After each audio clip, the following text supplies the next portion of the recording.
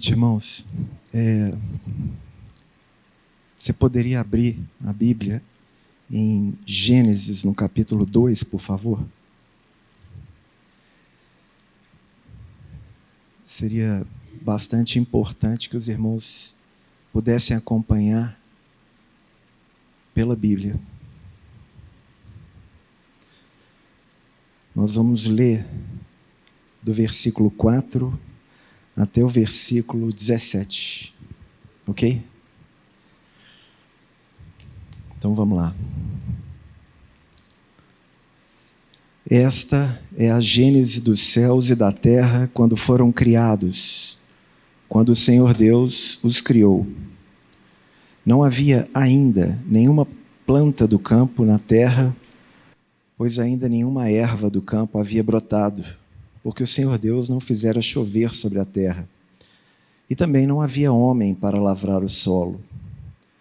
Mas uma neblina subia da terra e regava toda a superfície do solo. Então formou o Senhor Deus ao homem do pó da terra e lhe soprou nas narinas o fôlego de vida, e o homem passou a ser alma vivente. E plantou o Senhor Deus um jardim no Éden, na direção do Oriente, e pôs nele o homem que havia formado.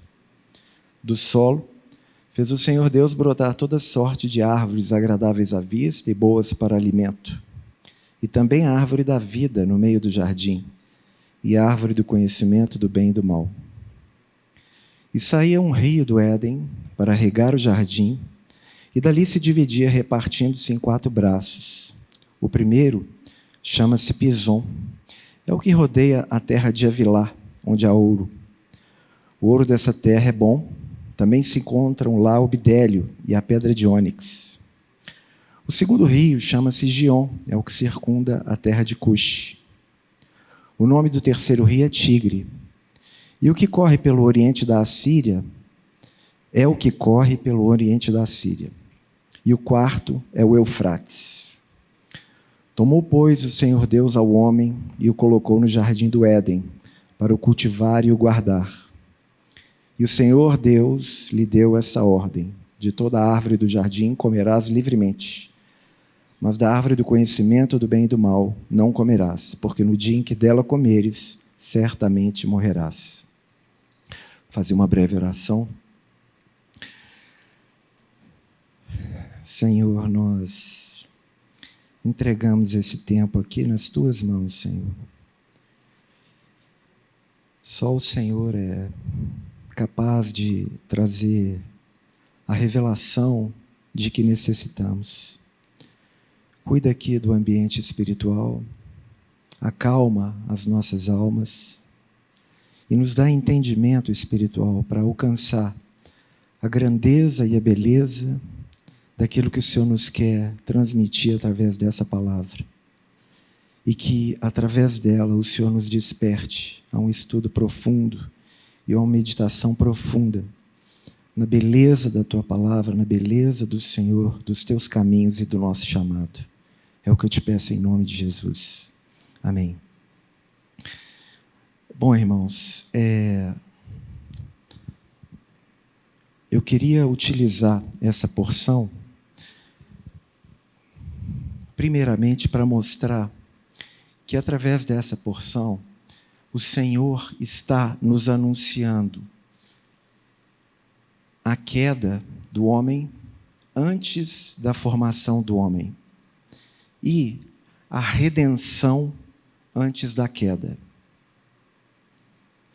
A queda antes da formação do homem e a redenção antes da queda. Mas o objetivo não é propriamente tratar a presciência de Deus, mas analisar 2 aspectos que dizem respeito às árvores e o que elas significam, e no viés da queda, ou do pós-queda. E as pedras preciosas, e o que isso diz respeito a o que elas significam que basicamente tem a ver com personalidades transformadas à luz da palavra, conformadas a Cristo. Tá? Então, nós vamos tentar, caminhando devagarzinho, para poder tentar demonstrar tudo isso dentro do que o tempo nos permitir. Então, vamos lá. E por isso eu pedi para que vocês abram a Bíblia para a gente ir acompanhando versículo por versículo. Tá bom? Então, vamos lá. Esta é a gênese dos céus e da terra quando foram criados, quando o Senhor Deus os criou. A primeira nota importante aqui é o seguinte. Essa primeira palavra, criados, porque é o seguinte, há 3 menções para a palavra criar ou formar. Tá? A primeira é bara, que significa criar a partir do nada. A segunda é asah, A-S-A-H. Isso significa criar a partir de algo existente. Tá? E a terceira é yatsar, que significa formar, como no caso da formação do homem. Veja que esse primeiro versículo, ele já nos dá uma sinalização de tudo que o Senhor falou até então. Porque ele diz assim, esta é a gênese dos céus e da terra quando foram criados, bara, a partir do nada. Isso é o versículo Gênesis 1:1. Quando o Senhor Deus os criou, asah, significa a partir de algo pré-existente. Nós sabemos que de Gênesis 1:1 para Gênesis 1:2, algo aconteceu, porque no versículo 2 já diz que a terra era sem forma e vazia. Não é? Então, vamos dizer, na Igreja Casa que a gente está estudando, a gente analisou em detalhes, ou dentro do possível, a realidade espiritual do que aconteceu, né, na criação, antes mesmo da formação do homem.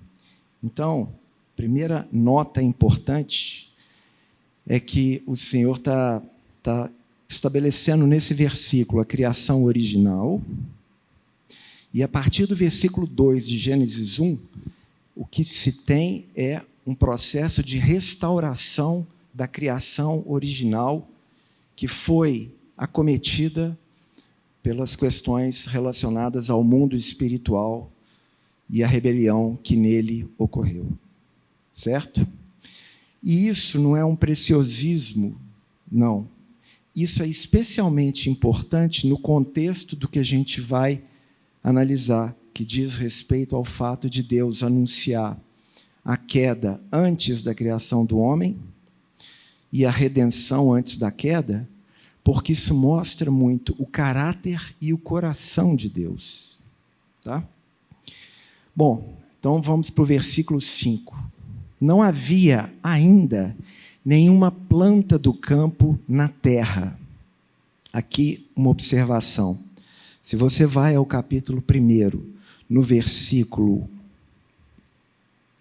29, diz assim, e disse Deus ainda, eis que vos tenho dado todas as ervas que dão semente e se acham na superfície de toda a terra, e todas as árvores em que há fruto que dê semente.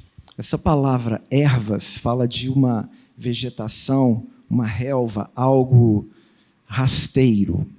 Enquanto que em Gênesis 2:5, essa planta do campo já está falando de um arbusto. E essa é uma nota importantíssima nesse contexto aqui. Tá bom? E ele diz assim, pois ainda nenhuma erva do campo, que está lá em Gênesis 1, havia brotado. Por que não? Porque o Senhor Deus não fizera chover sobre a terra e também não havia homem para lavrar o solo. Então, agora a gente vai fazer a leitura de trás para frente para compreender o que ele está querendo nos ensinar aqui. Por que não havia nenhuma erva do campo brotado? Porque o Senhor não fizera chover. Bom, quando é que vai ocorrer a chuva? Quando do juízo, não é verdade? Não é assim? Logo, o Senhor já está anunciando aqui o juízo antes mesmo de ter criado o homem, pela vertente do elemento chuva, que viria a acontecer só posteriormente, ok? Certo? E não somente isso. E ele diz, e também não havia homem para lavrar o solo. Aí há o seguinte, mais à frente nós lemos no versículo 15, que o Senhor Deus coloca o homem no jardim do Éden para o cultivar e guardar. Há um irmão, uma vez, explicando esse texto, falou uma coisa que eu achei linda, né? Ele falou, porque o Éden tem a ver com desfrute. Então, ele mencionou que ao homem foi dado cultivar o deleite e guardar a intimidade. No entanto, quando vamos a Gênesis, capítulo 3, no versículo 23, diz assim, o Senhor Deus, por isso, o lançou fora do jardim do Éden, a fim de lavrar a terra de que fora tomado.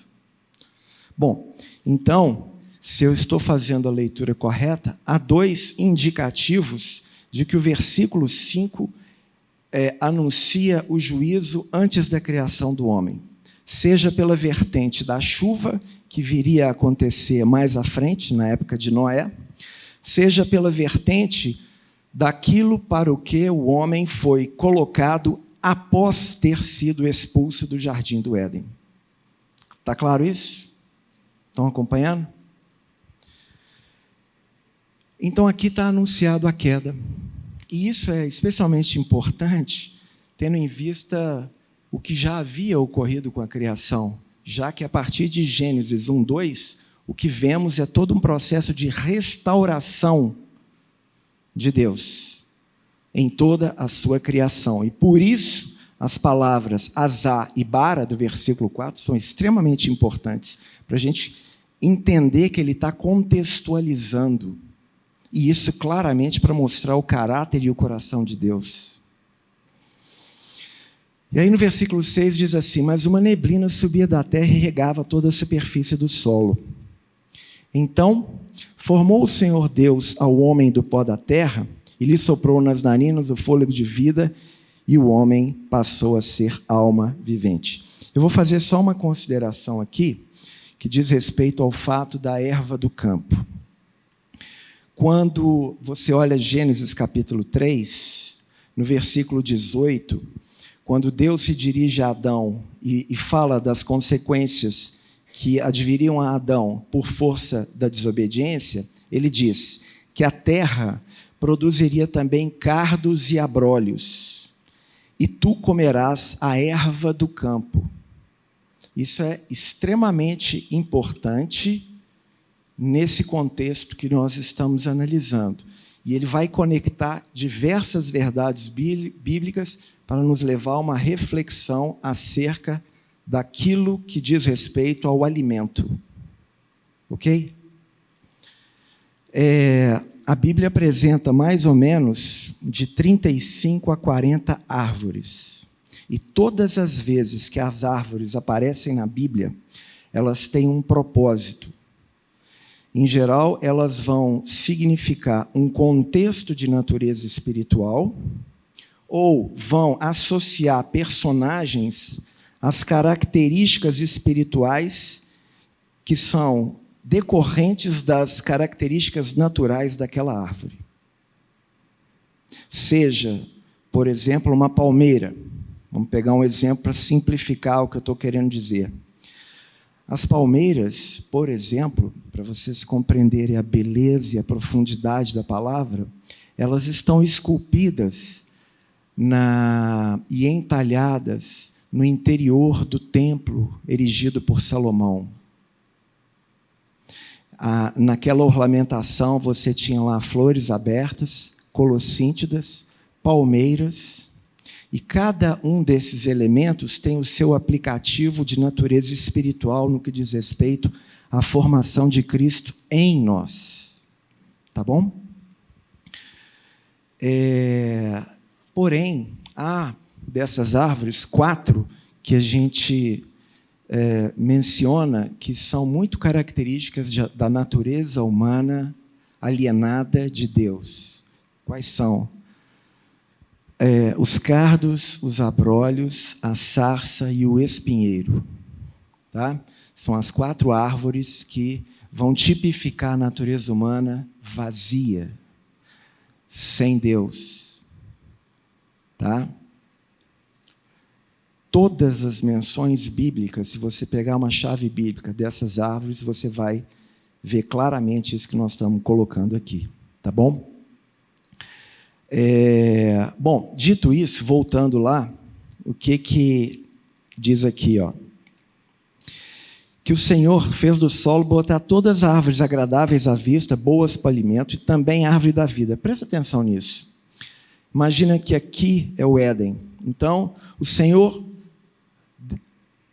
delimitou o Éden, colocou árvores agradáveis à vista e boas para alimento em todo o Éden, colocou uma árvore no centro do jardim para o qual ele chama a atenção, que é a árvore da vida, e menciona uma árvore a qual ele não associa que era agradável à vista nem boas para alimento. Ele somente cita que tinha uma árvore chamada árvore do conhecimento do bem e do mal.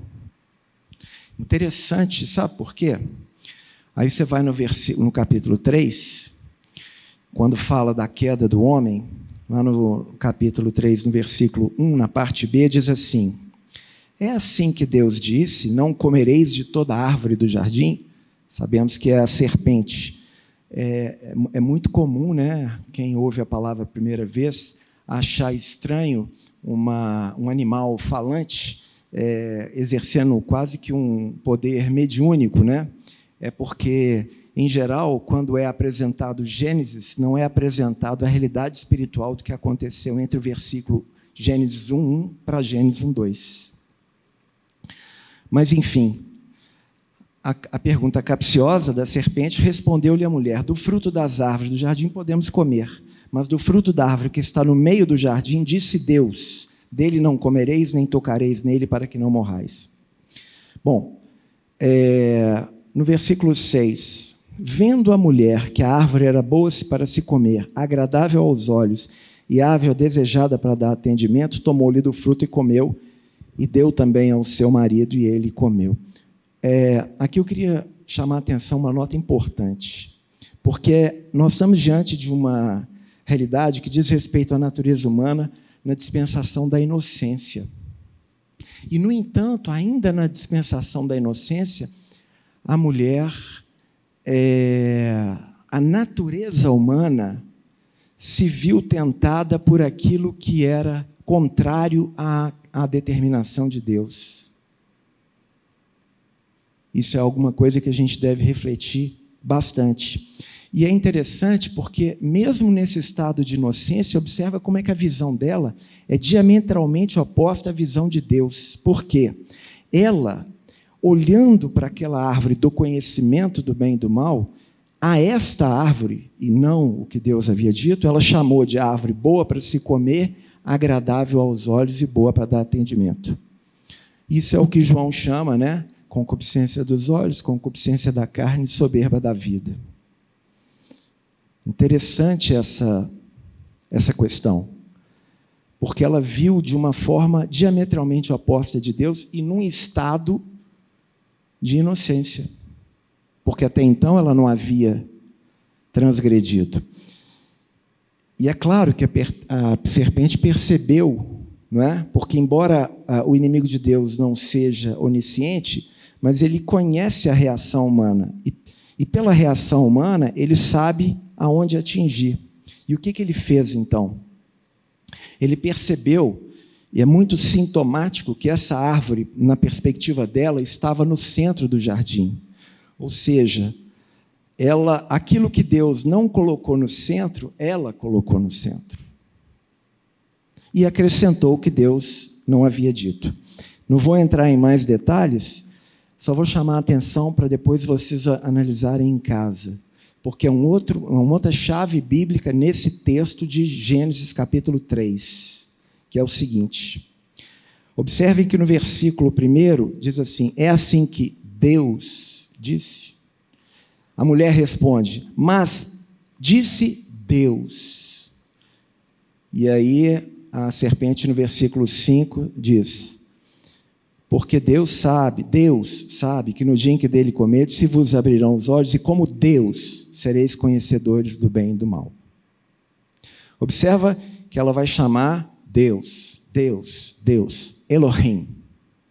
No entanto, a partir do versículo 8, todas as menções não dizem respeito a Deus, mas dizem respeito a Senhor Deus, o que é extremamente importante. Porque a palavra Senhor, que foi dada por Deus e explicada por Deus quando ele se apresentou a Moisés, Yahvé, o Senhor.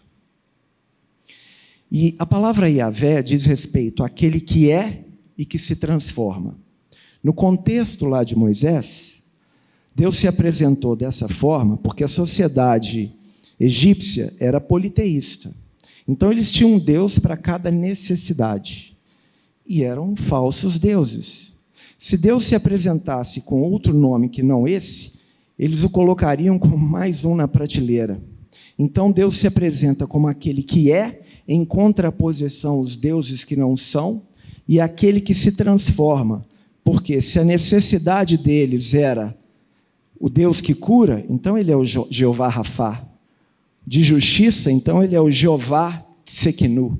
E assim sucessivamente. E por isso, os diversos nomes Yahvé, que você tem na Bíblia, com a sua extensão correspondendo àquilo que Deus representa. Deus queria se apresentar como aquele que é tudo para os seus. E, aliás, é bastante sintomático que ele tenha se apresentado dessa maneira a Moisés, quando chama Moisés a partir de uma sarça ardente. Porque de Hebreus diz que Deus é fogo consumidor. Como a sarça representa a natureza humana sem vida, o fato da sarça se queimar e não se consumir diz respeito a quê? Ao desejo de Deus de habitação com o homem. Porém, em Isaías, no capítulo 55, no verso 13, diz que aonde crescia o espinheiro, haverá de crescer o cipreste. E aonde crescia a sarça, haverá de crescer a murta. E Isaías 55 apresenta o plano da redenção no processo não só de salvação do espírito, mas também de salvação da alma. Porque esse processo de transformação implica na salvação da alma. E para entendê-lo, nós precisamos compreender as características das árvores para compreender o seu aplicativo no que diz respeito à mudança de natureza interior que estas implicações vão indicar. O homem é comparado a uma árvore na Bíblia. Então, é bastante significativo isso, tá? Então, todas as vezes que, a partir do versículo 8, em Gênesis 3, você tem Senhor Deus, o Yahvé Elohim, o Yahvé implica em dependência, aquele que é e que se transforma. E é por isso que até então, até o versículo 7, você não tem a menção Yahvé, você só tem a menção Elohim. Esses detalhes parecem pouco, mas mostram a sagacidade do inimigo quando ele se apresenta. E eles são indicativo da nossa percepção daquilo que somos diante do nosso Deus, totalmente dependentes. Bom, voltando lá,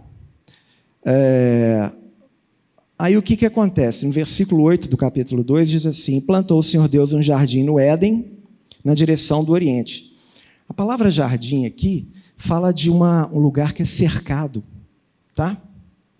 É uma área cercada. Muito interessante isso. E colocou ele na direção do Oriente. Por que ele cita o Oriente? Basta você pegar o tabernáculo. A porta do tabernáculo dava para o Oriente, a porta do templo dá para o Oriente. Não é? É como se ele dissesse a porta de entrada. Tá? Então, o que acontece? E pôs nele o homem que havia formado. Irmãos, o homem, no momento em que ele foi formado, de imediato ele já vai ser colocado num lugar cercado, que é o Éden. E pôs nele o homem que havia formado. Dá uma noção de imediatismo. Criou o homem e o colocou lá.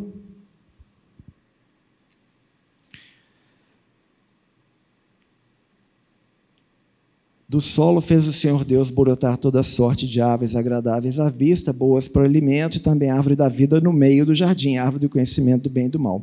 E aí vem a questão, ou seja, até aqui, nós vimos as questões relacionadas à queda. A presciência de Deus anunciando a queda e os elementos correlatos a Gênesis 3 que indicaram a queda, com essas nuances importantes, essas notas que devem ser colocadas. E aí, parece que o texto dá uma variada, porque ele começa a falar de um rio saindo do Éden, a princípio parecendo não ter uma correlação direta. É porque, na verdade, através dos rios que saem do Éden, o Senhor haveria de anunciar a redenção. E observem que isso traz consigo verdades extremamente importantes para as quais nós precisamos meditar. Então, vamos lá. O rio que saía para regar o jardim dividia-se em 4 braços. O número 4 na Bíblia, em geral, está associado à universalidade. Tá? O fato de você querer atingir toda a criação. Por exemplo, no altar onde era feito o holocausto, né, ele possuía chifres nas suas quinas. O sangue deveria ser passado nos 4 chifres do altar de holocausto, porque chifre na Bíblia fala de poder e o sangue é o por meio do qual é feita a expiação. Então, isso fala do poder do sangue para fazer a expiação no que diz respeito à universalidade. Uma obra completa e com o propósito de alcançar todos, assim como Paulo vai falar em Timóteo. Bom, dito isso, o primeiro rio chama-se Pison. Deixa eu pegar minhas anotações aqui. Pison significa fluindo gratuitamente. Isso aqui está conectando com Isaías 55, diz respeito à graça de Deus. Tá? E aí diz assim, que é o que rodeia a terra de Avilá. Avilá fala de círculo, e círculo nos lembra aliança. Onde há ouro. Ouro na Bíblia sempre vai apontar para a natureza e para a glória de Deus. O ouro dessa terra é bom.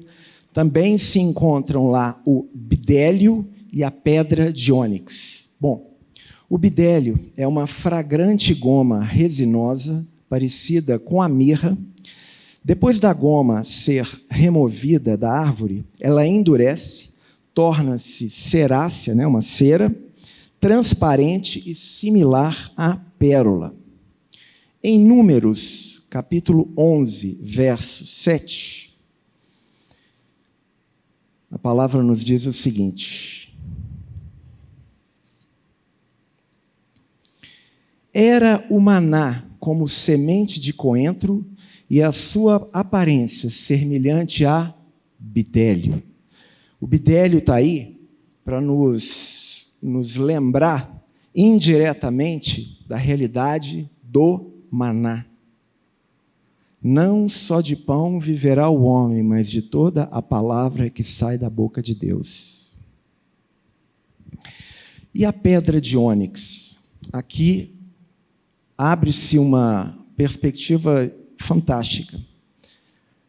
Na Bíblia, você vai ver falar de pedras preciosas basicamente em 2 locais.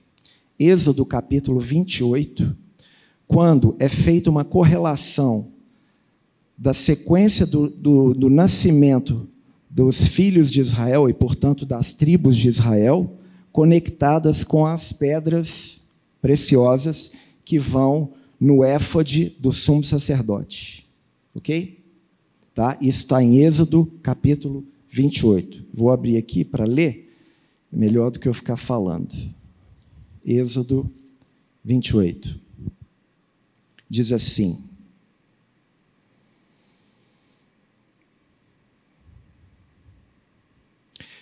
verso 15, verso 17. Colocará neles engastes de pedras com 4 ordens de pedra. A ordem de sárdio, topázio, carbúnculo será a primeira, e aí ele vai citando as ordens. Verso 21. As pedras serão conforme os nomes dos filhos de Israel. 12. Segundo os seus nomes, serão esculpidas como sinetes, ou selos, cada uma com seu nome para as 12 tribos. Isso aqui é uma figura de Jesus como nosso sumo sacerdote que traz o seu povo próximo ao seu coração. Bom, aqui são apresentadas as tribos em conexão com as pedras. Nós vamos ver, talvez em outro dia, quando você pega os evangelhos, porque somente o evangelho de João ele está disposto de ordem cronológica. Quando você pega os eventos e coloca todos do evangelho de forma cronológica, você vai ver que há uma ordem de aparecimento dos apóstolos. De tal maneira que há como se fazer uma correlação da tribo, da pedra e do apóstolo. E isso é muito importante. Tá bom? Mas, voltando, na pedra de ônix, no Êxodo 28, 9, diz assim: tomarás as 2 pedras de ônix e gravarás nelas os nomes dos filhos de Israel. Porque, além do sumo sacerdote trazer as pedras no seu peitoral, pedras de ônix eram colocadas nas ombreiras dele e eram, então, gravados nomes nelas. Isso era feito por causa da capacidade ou da maleabilidade da pedra de ônix. E é por isso que ela é mencionada nesse sentido. E isso é extremamente significativo quando você analisa o contexto de Gênesis 2, que a gente está analisando. Depois nós vamos fazer uma leitura juntando esses significados. Bom, o segundo rio chama-se Gion, é o que circunda a terra de Cuxi. Gion significa o grande romper das águas. Tá? Inclusive é citado em 1 Reis, tá? Num contexto lá bastante importante. E é o que circunda a terra de Cush. Isso é claramente, a gente sabe que o Espírito Santo na Bíblia, ele é representado, dentre outras, pelo fluir das águas, né? João 7,37. Isto dizia ele com respeito ao Espírito que haveriam de receber todos os que nele crescem, quando falou desse fluir das águas, relacionando lá naquele contexto a festa dos tabernáculos. Só que esse Gion circunda a terra de Cush. Olha que interessante. Cush é a Etiópia. Em Jeremias 13, 23, diz: porventura pode o etíope mudar a sua pele, ou o leopardo as suas manchas? Será que o etíope pode mudar a sua pele? Será que o leopardo tem condição de mudar as suas manchas? Então, podereis vós fazer o bem, sendo ensinados a fazer o mal? Aqui é claramente uma menção a impossibilidade humana de salvar-se a si mesmo pelas boas obras. E a profunda necessidade de que essas boas obras e essas realidades sejam operadas pelo fluir do Espírito Santo. Não é à toa que Filipe é deslocado propositadamente por Deus para salvar um etíope e eunuco, em Atos, no capítulo 8. Né? O etíope ali é uma figura do homem natural. E o eunuco, naquele contexto, era um homem incapacitado de gerar filhos. E depois nós vemos o terceiro rio, que é Tigre. Tigre significa rápido, ir em frente, progredir. Isso vai tipificar esse fluir da vida abundante. E, por fim, o Eufrates.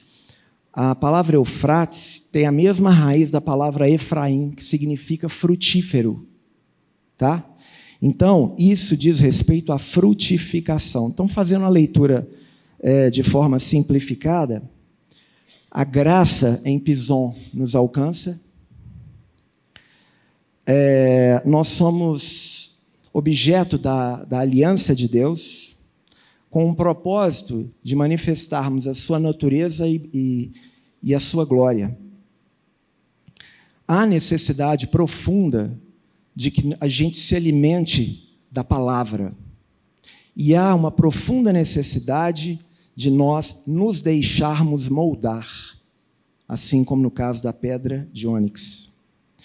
Isso acontecendo, haverá, sem dúvida, um grande romper de águas, de tal maneira que aquele etíope, agora, ele pode gerar frutos, ele pode, vamos dizer assim, mudar a sua pele. Não ele, por ele, mas pelo Espírito que nele habita.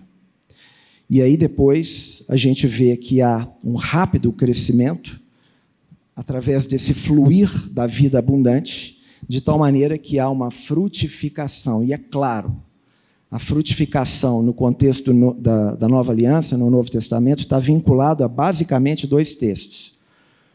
Gálatas 5, que fala do fruto do Espírito, e João, capítulo 10, que fala da videira verdadeira.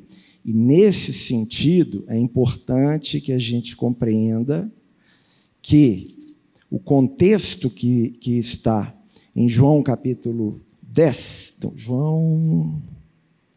Não é 10, não. 15, perdão. João 15 tem 2 elementos ali fundamentais, tá?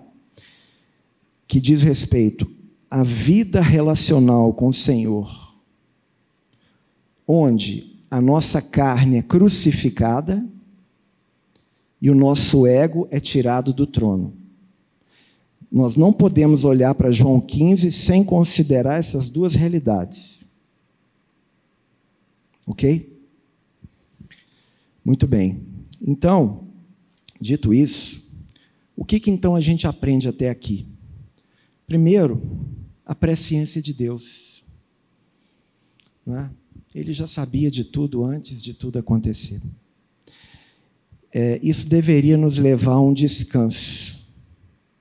Infelizmente, a natureza humana é complicadíssima. A nossa alma é muito complicada. Quando você estuda as 42 estações pelas quais o povo de Deus caminhou, você vai ver que a questão do descanso é trabalhada até nas últimas estações. Né? E o Gênesis é o livro dos princípios. Esse mesmo princípio que aponta para o descanso, a partir da presciência de Deus, nesse contexto que eu estou apresentando, ele vai aparecer na saída do Egito, com movimentos que aos egípcios parecem erráticos, e movimentos que o povo de Deus desconhece e que foram propositais de Deus para salvá-los. E, no entanto, eles questionam a Deus ao longo de toda a caminhada, desconhecendo os caminhos supervenientes de Deus. Esse é um primeiro ponto. O segundo, aí com respeito à queda, conhecimento sem vida não funciona.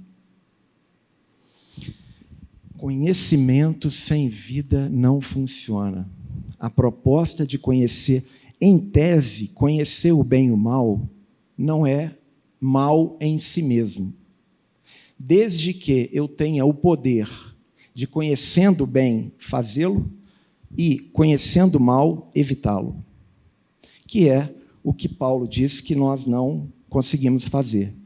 Ele diz em Romanos, o mal que eu não quero, eu faço, o bem que eu quero, eu não consigo fazer. O conhecimento sem a vida não funciona. Terceiro, o poder da escolha correta vem da vida. Isso é extremamente importante. O poder da escolha correta vem da vida, da obediência. Que necessidade em dias corridos que nós temos de ouvir a voz de Deus para a nossa tomada de decisão, né, irmãos? Temos de aprender a viver em total dependência.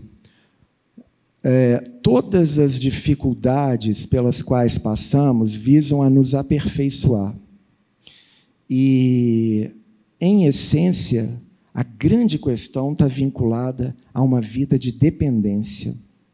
Vida de dependência. Isso é extremamente importante. O quinto ensino é, se não mergulharmos na palavra e deixarmos-nos ser moldados, não há como ser cheio do Espírito. E não há como frutificarmos para o Senhor.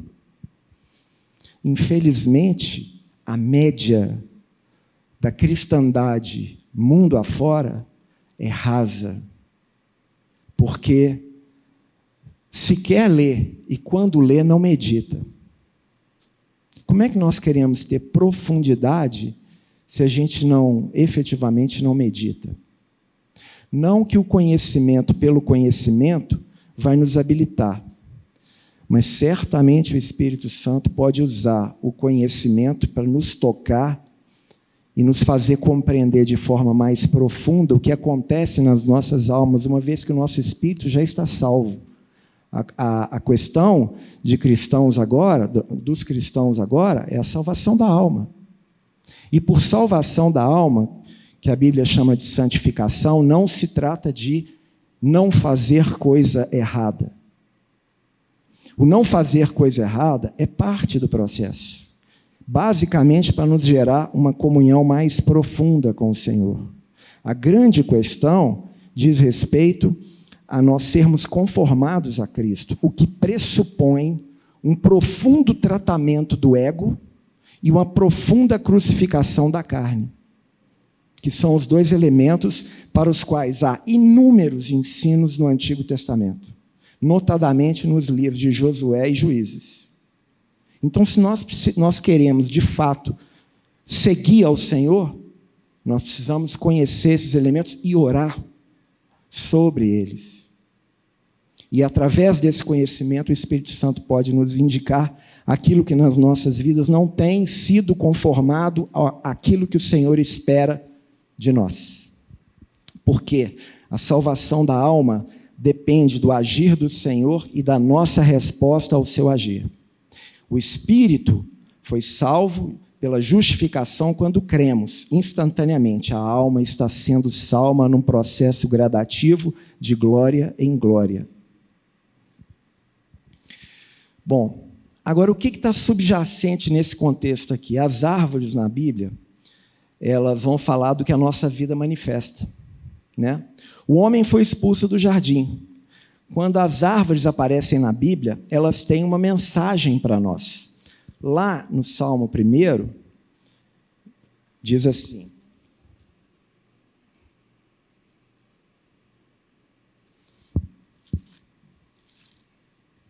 bem-aventurado o homem que não anda no conselho dos ímpios, não se detém no caminho dos pecadores, não se assenta na roda dos escarnecedores, antes o seu prazer está na lei do Senhor, e na sua lei medita de dia e de noite. Ele é como árvore plantada junto à corrente de águas, que no devido tempo dá o seu fruto, e cuja folhagem não murcha, e tudo quanto ele faz será bem sucedido.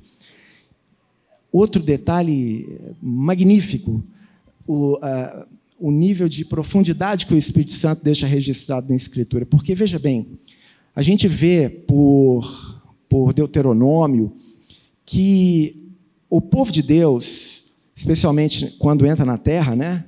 E em Deuteronômio anuncia previamente, vai ser abençoado através das chuvas, porque a agricultura, vamos dizer assim, ela traz realidades espirituais a ela vinculadas, né?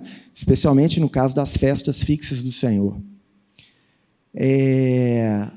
Então, a chuva era uma tipificação da bênção. Tanto que, por exemplo, em Joel, quando você vê que havia o crestamento da plantação por falta de chuva. Não é? Mas aqui não diz que esse homem seria abençoado como árvore, mas senão por o quê? Por uma... Aqui, ó. Árvore plantada junto a correntes de águas, o que dá uma noção de algo subjacente, profundo. E é extremamente interessante esse aspecto. Tá? Extremamente interessante. Por fim, no quesito das árvores, eu queria mencionar aqui Mateus capítulo 13. Lá você tem as parábolas do reino, tá certo? Qual que é a primeira parábola? Do semeador, não é isso? O semeador saiu a semear. Então, ele está semeando o quê? A palavra, não é isso? E a terra é o quê? O coração dos homens, não é isso? Ok. E aí, vocês sabem os 4 perfis de solo que são lá mencionados. No entanto, na parábola do joio e do trigo, o que acontece? Quem é que é semeado lá? São os filhos do reino. Deu para entender? Quando nós aquecemos a palavra e ela adentra o nosso coração, o Senhor tem o desejo de trabalhar em nós para que nós sejamos lançados no mundo para que nós possamos frutificar. E a esses ele chama de trigo. E é claro que tem que ser o aplicativo no que diz respeito à volta do Senhor, porque o trigo não só ele se curva quando ele está maduro, isso fala de uma cerviz trabalhada, como ele é facilmente arrancado, porque ele não está preso às realidades circunstanciais dessa vida. Bom, e as pedras preciosas? Bom, aí eu vou pegar aqui como exemplo, até por causa do tempo, vou pegar uma pedra preciosa. Espera aí só um minutinho. Bom, então vamos lá. Êxodo 28, tribo, pedra. E elas são apresentadas em ordens. Tá? O outro local vai estar em Êxodo 22, me parece. Que aí vai falar da muralha da cidade. E na muralha da cidade, as pedras são colocadas umas sobre as outras. Por quê? Cada pedra apresenta uma realidade espiritual sobre a qual a outra que vai ser colocada deve se assentar. Então, por exemplo, se a gente fosse traçar aqui um quadrinho, a gente teria aqui a tribo, a pedra e o apóstolo. A primeira pedra é o jaspe. E o jaspe vai falar da revelação. E o apóstolo vinculado é Pedro. Tu és o Cristo, o Filho do Deus vivo. Bem-aventurado és tu, Simão Barjonas, porque não foi carne nem sangue quem te revelou. Jaspe fala de revelação. E a pedra que se assenta sobre jaspe é a safira. E a safira está ligada à tribo de Dan, lembrando que Dan significa juízo, ou Deus julga. E o apóstolo correspondente é Tiago,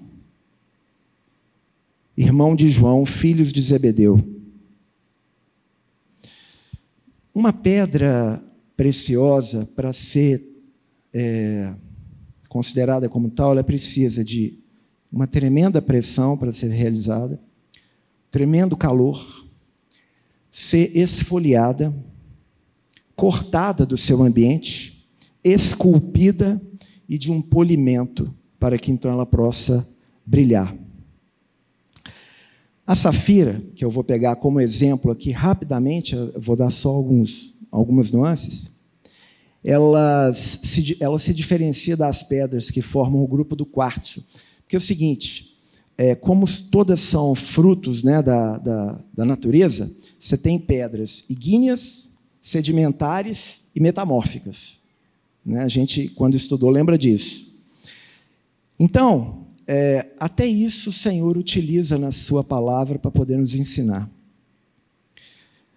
As pedras que formam o grupo do quartzo, porque as do grupo do quartzo têm como principal elemento o silício.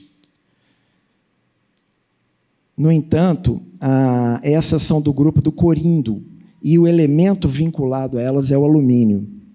Tá? Há pedras que se tem que esculpir de maneira direta, fazendo capas planas, ao passo que há outras que só podem se esculpir de forma curva. Há pedras que se esculpem em curvas, se você tratar de esculpir em forma direta, você as danifica.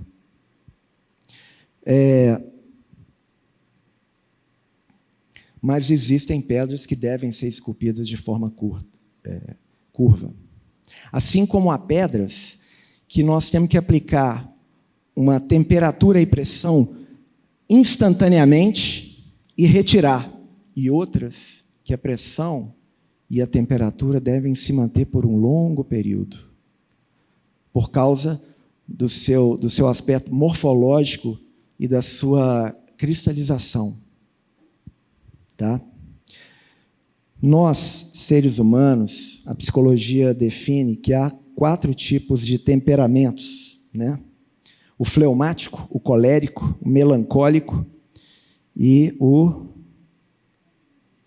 sanguíneo. Exato. Cada um de nós possui isso em uma determinada medida. Entende? E é maravilhoso pelo seguinte: o Senhor, Ele não quer nos tornar todos iguais. E as pedras preciosas, nesse sentido, vão falar da complementariedade que há necessidade de se ter no corpo de Cristo. Por quê? Com a queda, a alma humana inchou e o ego prevaleceu. Então, há um choque contínuo de egos, né? Por posição, por busca de glória, por proeminência e por aí vai. Né? Então, aquilo que é um elemento de repulsa, desde que trabalhado pelo Senhor, ele tem o potencial de ser um elemento de união. Então, quando nós falamos, e aqui se tem falado muito, né, na questão do amor, na questão das relações no corpo de Cristo, quando é que haverá essa realidade espiritual? Quando as pedras passarem pelo processo. Tremenda pressão, tremendo calor. E precisam ser esfoliadas, esculpidas. Então, não há outra forma do Senhor fazer, senão através dessa maneira. Tá certo?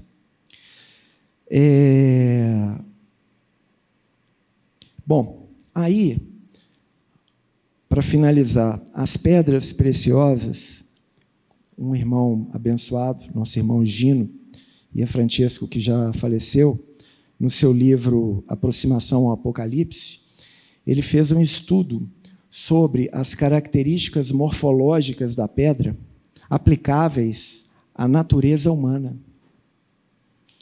E, na verdade, o Senhor, dada a nossa pequenez, ele se utiliza de elementos naturais para poder nos ensinar verdades espirituais. Então, as características morfológicas da pedra vão apontar para realidades espirituais daquilo que o Senhor quer produzir em nós. E, por isso, a necessidade da pedra de ônix, que é a única mencionada lá em Gênesis, no contexto de redenção. Quais são as características, por exemplo, da safira? Simetria. A safira cristaliza de uma maneira que ela se cristaliza simetricamente. Quer dizer, igual para um lado, igual para o outro lado. Isso nos fala da justiça, do equilíbrio. Simetria quer dizer não fazer acepção de pessoas. Simetria é não inclinar-se para um lado em detrimento de outro.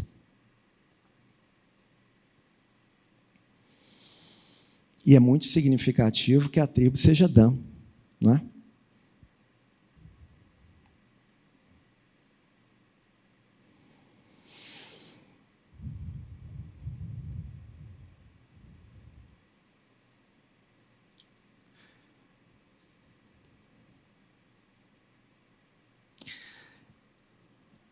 Como Dan fala de juízo, no que concerne a nós, a revelação em Pedro, sobre ela se assenta lá na muralha, em Gênesis 22, a safira, porque onde o Senhor revela, Ele também julga.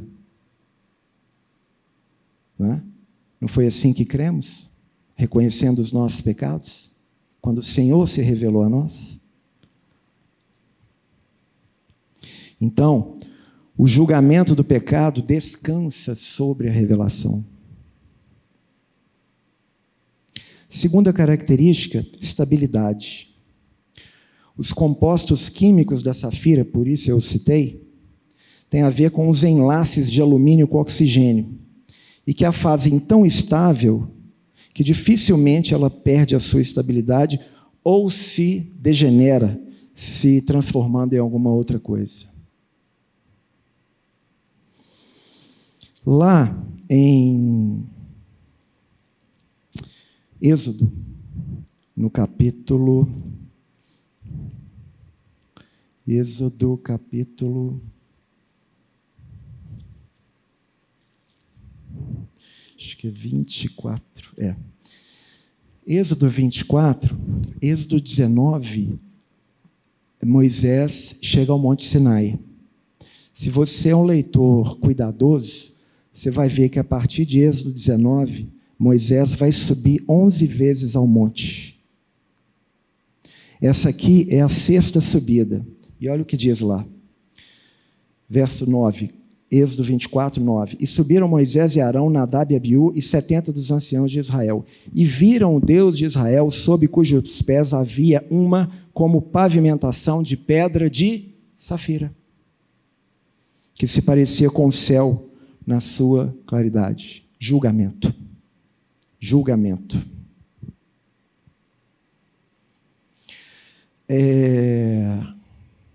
Deixa-me ver aqui. Tá. A outra característica dessa pedra, ela é chamada de dicroísmo. Sabe o que significa isso? Se você pegar uma safira e dependendo da angulação que você olha para ela, ela vai apresentar uma cor diferente. Então, se você pega ela daqui, dependendo do ângulo que a luz está entrando nela, você vai ver ela azul. Se você virar, você vai ver ela verde. Interessante isso, né? Por quê? Porque a gente é levado a pensar assim, poxa, então quer dizer que essa pessoa, representada por essa característica, se adapta às circunstâncias? Não. É ao contrário. Ela se deixa julgar por aqueles que a enxergam em determinada coloração, mas que não corresponde àquilo que ela é. Então, ela não só é simétrica, não só é estável, como também ela se mantém irredutível, muito embora o julgamento daqueles que a veem em cores diferentes.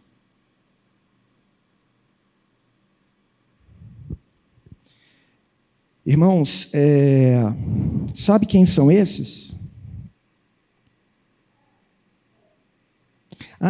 Lá em Cantares vai dizer a respeito do Senhor, o seu ventre como alvo marfim, quando a noiva faz aquela declaração para ele, em Cântico dos Cânticos, no capítulo 5. Coberto de safiras. Esse livro, um dia a gente tem que estudar ele, porque ele é simplesmente maravilhoso. Tudo aquilo que diz respeito à noiva, seus olhos, suas faces, seus cabelos, o colo do seu peito, seus seios, tudo diz respeito a realidades espirituais da noiva de Cristo. Se você se utiliza corretamente das Escrituras para compreender o que o Senhor quer nos dizer e aonde Ele quer nos levar. Bom, o dicroísmo define esses como os pacificadores, mencionados em Mateus.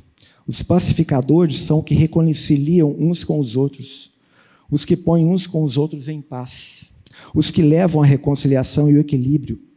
Justamente a safira é simétrica, estável, dicroica. O Senhor tem em conta o julgamento com o qual julgamos e a medida com a qual medimos. Nem todos seremos julgados segundo o mesmo julgamento e a mesma medida, mas cada um segundo o julgamento e a medida com que julgou. Isso é dicroísmo. E, por fim, asterismo. A palavra aster tem a ver com a palavra ester, que fala de brilho, né? Aquilo que refulge.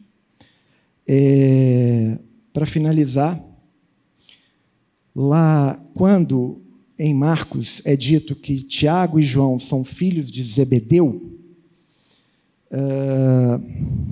é muito interessante, porque eles são chamados de filhos do trovão. Lembram-se disso lá em Marcos? Filhos do trovão? Pois é, na verdade, quando Marcos está fazendo isso, ele está nos conectando com o livro de Josué. E no livro de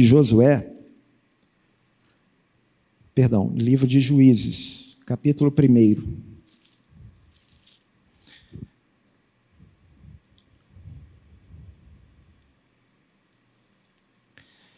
Adoni-Bezeque, porém, fugiu. Capítulo 1, verso 6. Mas o perseguiram e, prendendo-lhe, cortaram os polegares das mãos e dos pés. Então disse Adoni-Bezeque: 70 reis a quem haviam sido cortados os polegares das mãos e dos pés apanhavam migalhas debaixo da minha mesa.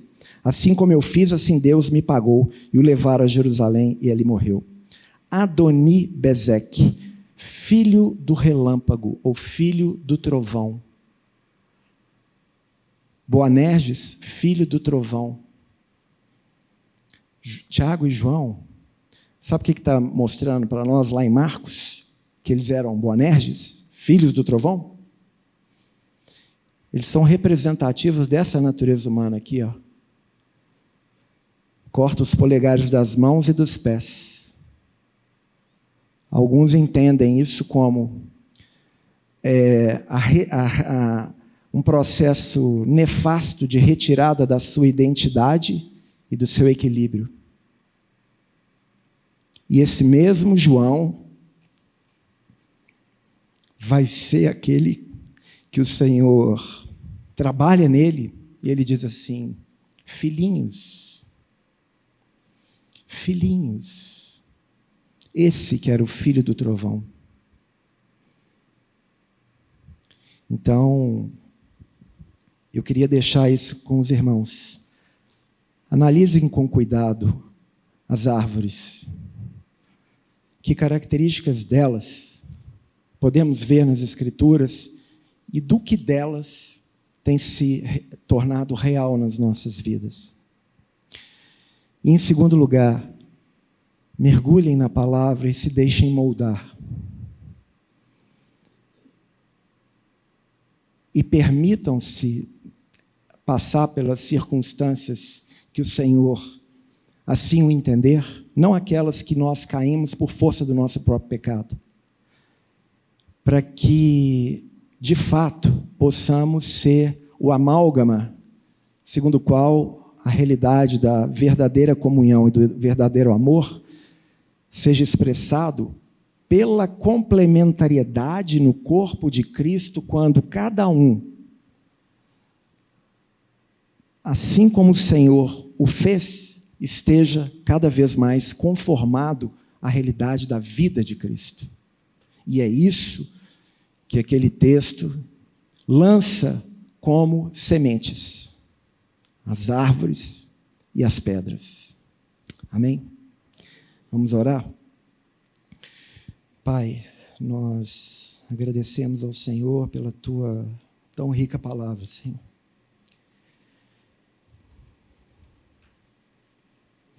Como somos pequenos, Deus. Como somos ainda tão pequenos diante da Tua glória. Eu quero clamar ao Senhor, Deus, para nos ajudar a que a nossa vida seja de fato conformada. Nos ajuda, Senhor, a não dar coices na providência do Senhor, nas circunstâncias da vida pelas quais precisamos passar. Nos dá uma motivação de coração para de fato sermos trabalhados com vistas a sermos instrumentos dessa unidade plena que o Senhor deseja realizar no aspecto subjetivo, nas congregações, incluindo essa congregação, nas nossas vidas. Nunca desista de nós, Senhor. Nos dê a graça, Senhor, de em dias tão corridos, a gente meditar na palavra, considerar verdadeiramente aquilo que o Teu Espírito fala. Espírito Santo de Deus, fala conosco. Muda a nossa vida, vê o que caminho mau há em nós e nos guia pelo caminho eterno. Que o Senhor alcance tudo aquilo que o Senhor deseja na nossa vida e que a nossa vida seja realmente uma vida que o Senhor possa se agradar, Pai. Obrigado pela Tua tão rica e tão maravilhosa palavra. Nós te agradecemos, Senhor, em nome de Jesus.